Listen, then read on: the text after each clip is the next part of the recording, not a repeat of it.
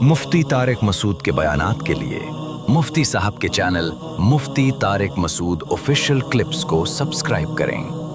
دیکھو، اسلام کے کسی حکم کو اٹھا کے دیکھ لو، میں نے جیسے بھی بتایا نا کہ نبی کی جو تعلیمات ہیں وہی آپ کے نبی ہونے کی بھی دلیل ہیں۔ صرف قربانی کو ہی آپ دیکھ لو، ہمیں تو آرڈر دیا گیا بھائی اللہ کا حکم ہے کرنا ہے، چاہے تمہیں کوئی حکمت سمجھ میں آئے یا نہ آئے، لیکن اگر آپ اس کی حکمتوں میں جاؤ گے نا، یہ جانور پہ بھی رحم ہے، انسانوں پہ بھی رحم ہے۔ کیونکہ جن ملکوں میں یہ جانور کٹتے نہیں، جیسے ہندوستان میں گائے نہیں کٹتی نا، گائے کو مقدس مانا جاتا ہے، وہ کہتے ہیں نہیں ظلم ہے، کیونکہ یہ جانور وہ جانور نہیں ہے جو خود چر کے کھاتے ہوں، یہ اتنا کھاتے ہیں کہ یہ خود اپنی خوراک کبھی بھی پوری نہیں کر سکتے، یا تو یہ جنگلوں میں جائیں گے تو شیر کھا جائیں گے ان کو، اور جنگل میں سروائیو نہیں کر سکتے۔ یہ ہمیشہ سے انسان ان کو کھلاتا ہے، چاہے اپنی زمین میں چھوڑ دے، چاہے بکریاں لے کے چرنے کے لیے چلا جائے، کھلاتا کون ہے ان کو؟ انسان۔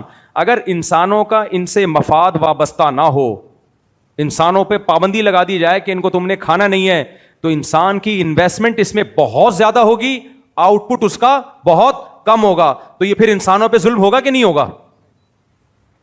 یہ کھلائے جا رہے ہو، آؤٹ پٹ کچھ بھی نہیں ہے، تو پھر انسان ان کو کھلانا چھوڑے گا کہ نہیں چھوڑے گا؟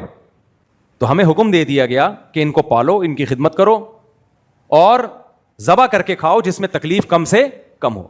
ان کی زندگی مقصود نہیں ہے، ان کی زندگی انسانوں کے لیے، انسان کا اس سے فائدہ ہے، لہذا انسان ان کی گروتھ کو بڑھاتا بھی ہے، ان کی کیئر بھی کرتا ہے، ویکسین بھی ہوتی ہے، بیماریوں سے بچنے کا انتظام بھی کرتا ہے، اور جب موت دینی ہوتی ہے ایک ہی دفعہ میں کاٹ کے ختم۔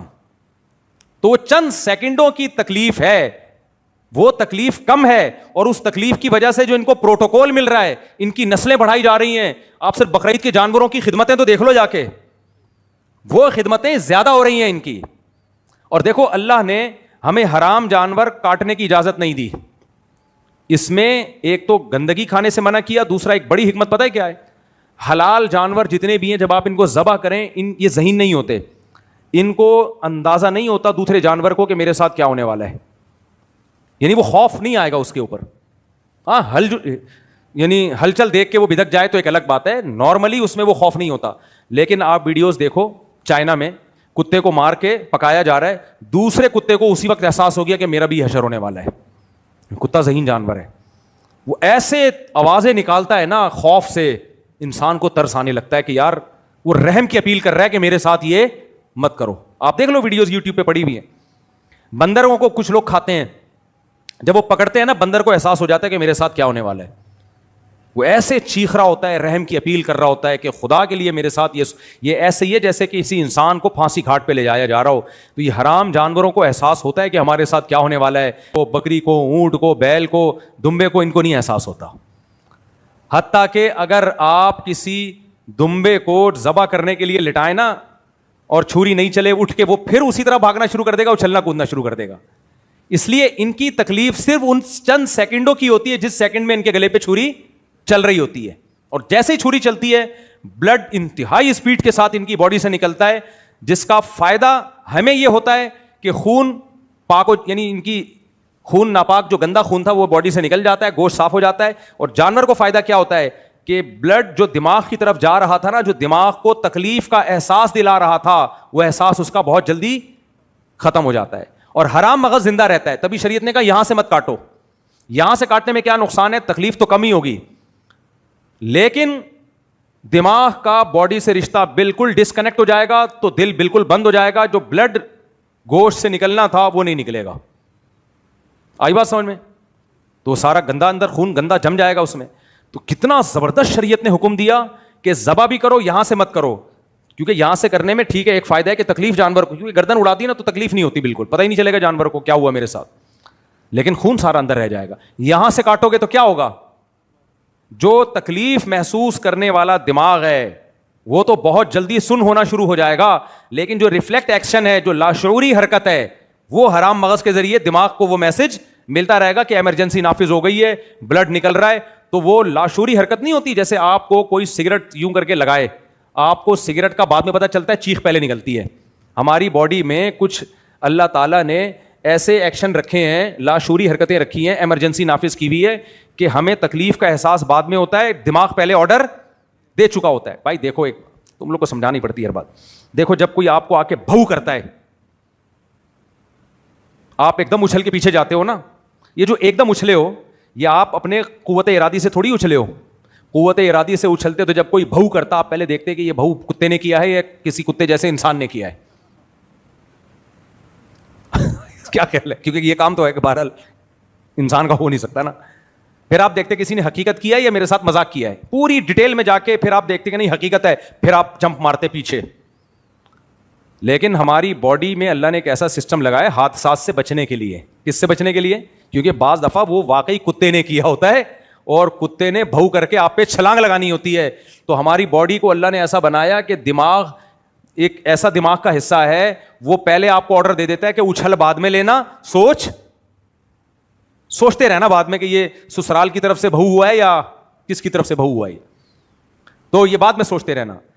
سگریٹ کا ہاتھ لگ جائے نا ایک دم پیچھے, کرنٹ لگتا ہے ایک دم پیچھے ہوتے ہیں ہم, تو یہ ساری حرکتیں وہی ہیں. تو یہاں بھی ایسا ہی ہوتا ہے کہ جیسے ہی گلا کٹتا ہے نا اس کا خون نکلنا شروع ہوتا ہے, دماغ میں خون کی سپلائی بند. تو اب کیا ہوتا ہے, میں نہیں کہہ رہا کہ تکلیف نہیں ہوتی جانور کو, ہوتی ہے, لیکن بہت جلدی وہ تکلیف, دماغ کو بلڈ نہیں مل رہا نا, لیکن جو وہ والی وہ ایکشن ہے نا حرام مغز کے ذریعے, وہ دماغ کو پہنچتا ہے کہ باڈی میں ایمرجنسی لگ گئی ہے, لہذا وہ تڑپے گا, ٹانگیں مارے گا خوب. اس سے کیا ہوگا, دل ہلے گا اس کا, یعنی دل اور دماغ کا کنیکشن رہتا ہے جس سے بلڈ سرکولیٹ کر کے باہر نکلتا ہے بہت اسپیڈ کے ساتھ. تو یہ بھی بڑی حکمت ہے میرے بھائی جو اللہ نے ذبح کرنے کا حکم دیا. اور آپ کو میں بھی کینیڈا سے دیکھ کر آیا ہوں, گورے بھی اب حلال میٹ کھا رہے ہیں. گورے بھی کیا کھا رہے ہیں اب, یعنی وہاں حلال میٹ صرف مسلمان نہیں کھا رہے, انگریز بھی آ رہے ہیں حلال میٹ کی طرف, کیونکہ ان کے ڈاکٹر اب ان کو یہ بتا رہے ہیں کہ یہ صحت کے لیے اچھا ہے. کیونکہ جانور کے خون میں بیماریاں ہوتی ہیں, وہ بلڈ وہ جو گوشت کے اندر رہ جاتا ہے, وہ کہتے ہیں گوشت سڑتا بھی جلدی ہے, فریشنس بھی باقی نہیں رہتی, اور حلال میٹ خراب بھی جلدی نہیں ہوتا, وہ فریش بھی ہوتا ہے, ذائقے میں بھی اچھا ہوتا ہے. تو گورے بھی وہاں حلال میٹ بہت شوق سے کھا رہے ہیں. تو 1400 سال پہلے ہمارے نبی نے یہ حکم دیا, تو کوئی میڈیکل سائنس پڑھی تھی آپ صلی اللہ علیہ وسلم نے؟ تو یہ اب اس میں انسانوں کا بھی فائدہ اور قربانی میں جانوروں کا بھی. بس جلدی سے میں 2 منٹ میں بات سمیٹتا ہوں. جانوروں کا فائدہ تو میں نے بتا دیا, حلال جانور اگر کٹیں گے نہیں میرے بھائی تو یہ بڈھے ہو کے تڑپ کے مریں گے, نہ یہ اپنی لائف ان کی کام کی ہوگی, نہ انسانوں کے کام آئیں گے اور ضائع ہو جائیں گے. تو یہ مال ہے انسانوں کی خدمت کے لیے. دوسرا, انسانوں کو فائدہ بقرعید میں جو غریبوں کے مزے ہوتے ہیں نا, مالداروں کی جیب سے جو پیسہ نکلتا ہے نا, اوہ 25 لاکھ کا, 30 لاکھ کا, کیونکہ بہت سے لوگ کروڑوں روپے کماتے ہیں, ان کے لیے یہ 20 لاکھ 25 لاکھ 30 لاکھ کوئی حیثیت نہیں. یہ سارا پیسہ نکل کے کس کی جیب میں جاتا ہے؟ یہ مالداروں کی جیب میں جاتا ہے, یہ غریبوں کی جیب میں جاتا ہے. چارہ دیکھ لو, اتنا مہنگا ہو گیا ہے. ٹھیک ہے مہنگائی بری چیز ہے, لیکن اس مہنگا ہونے سے فائدہ کس کو ہو رہا ہے؟ اب بقرعید کا جانور تو لانا ہے, چارہ تو کھلانا ہے, جتنا بھی مہنگا ہو جائے. صرف میں نے ایسے غریب بھی دیکھے ہیں جو صرف بقرعید میں اتنا کماتے ہیں, کہہ رہے ہیں پورے سال اپنے گاؤں میں بیٹھ کے کھاتے ہیں ہم. یہ نہ زکوٰۃ سے آپ ان کو کھلا سکتے تھے اتنا, نہ صدقات و خیرات سے کھلا سکتے تھے. شریعت نے قربانی کا فلسفہ دے دیا کہ مالداروں کی جیب سے اس طریقے سے پیسہ نکالوں گا میں. اتنا فائدہ ہوتا ہے اس پہ, پالنے کا بھی فائدہ, اور ان کی کھال کا الگ فائدہ, کھالیں بکتی ہیں, اور چارے والوں کا الگ فائدہ. قصائیوں کی کو آپ دیکھ لو, لفٹ کراتے ہیں بقرعید میں. آپ کسی قصائی کو بولو, بھلے آپ کا بہنوئی ہو, وہ آپ کا بہنوئی ہو یا آپ کا سالہ ہو, آپ قصائی کو بولے میں تیرے گھر عید کے دن 8 بجے آؤں گا ملنے کے لیے, وہ بولے گا بھائی اس دن مجھ سے پولیس والا بھی ملنے کے لیے آئے گا, میں نہیں ملوں گا. یہ کمائی کے دن ہیں ہمارے. 3 دن میں قصائی لاکھوں پتی بن جاتے ہیں, اور جو قصائی نہیں بھی ہیں چڈی بنیان پہن کے, وہ بھی کیا بنے ہوئے ہوتے ہیں. اتنے میرے پاس کمپلین آتی ہے, مفتی صاحب میرے بکرے کا بیڑا غرق کر دیا, چنگم بنا دیا بکرے کے گوشت کو. میں نے کہا کیا ہو گیا؟ کہہ رہے ہیں میں سمجھ رہا تھا قصائی ہے, بنا ہوا تھا اس دن قصائی. ہر آدمی قصائی بنا ہوا ہوتا ہے. تو اب قصائی اکثر تو بیچارے غریب ہی ہوتے ہیں, وہ مالدار ہو جاتے ہیں. چھری چاقو والوں کے بزنس کیسا ہوتا ہے, وہ مالدار. چٹائیوں والے مالدار, ٹوکریوں والے, یہ سارے بزنس غریبوں کے ہیں, مالداروں کے نہیں ہیں. جانوروں والے مالدار. میں ایک بندے نے بکرے پالے, پورے سال پال کے نا وہ گینڈے جیسا کر دیا, 35 لاکھ کے بکرے بیچے اس نے. میں نے کہا یار جس نے یہ بکرے خریدے ہیں اس کو تو اللہ ہی جانے 35 لاکھ روپے بکرے پہ خرچ کر رہا ہے, لیکن تیرے مزے ہو گئے. کیا خیال ہے؟ تیرے کیا ہو گئے؟ مزے ہو گئے. تو غریبوں کو کھانے تو کیا خیال ہے؟ تو اس سے فائدہ غریبوں ہی کو ہے. تو اسلام نے جتنے غریبوں کا خیال کیا دنیا میں کوئی مذہب نہیں کرتا, لیکن اسلام میں اس کے پیکج ہیں. اللہ کو پتہ ہے مالدار کی جیب سے میں زکوٰۃ کے نام پہ پیسہ نکلواتا ہوں, صدقے کے نام پہ نکلواتا ہوں, اتنا پیسہ نہیں نکالے گا جتنا بقرعید کے نام پہ نکال دے گا یہ. تو بقرعید کے نام پہ یہ ایسا نکالے گا کہ یہ ٹھیک ٹھاک نکالے گا پیسہ. تو یہ پیکج شریعت نے رکھے ہیں. فائدہ ان سب کا کس کو جاتا ہے؟ غریبوں کو جاتا ہے. اور یہ فائدے تو وہ ہیں جو مالی ہیں. جو گوشت غریبوں کو کھانے کو ملتا ہے نا, ایسے لوگ ہیں پورے سال انہوں نے گوشت کی شکل نہیں دیکھی ہوتی. اتنا گوشت غربا اور مساکین کو ان دنوں میں ملتا ہے, اور ڈبوں میں پیک. سعودی عرب سے جو ہزاروں ٹن گوشت جو حاجی لوگ ذبح کرتے ہیں نا, افریقہ کے ملکوں میں جاتا ہے, غریب ملکوں میں.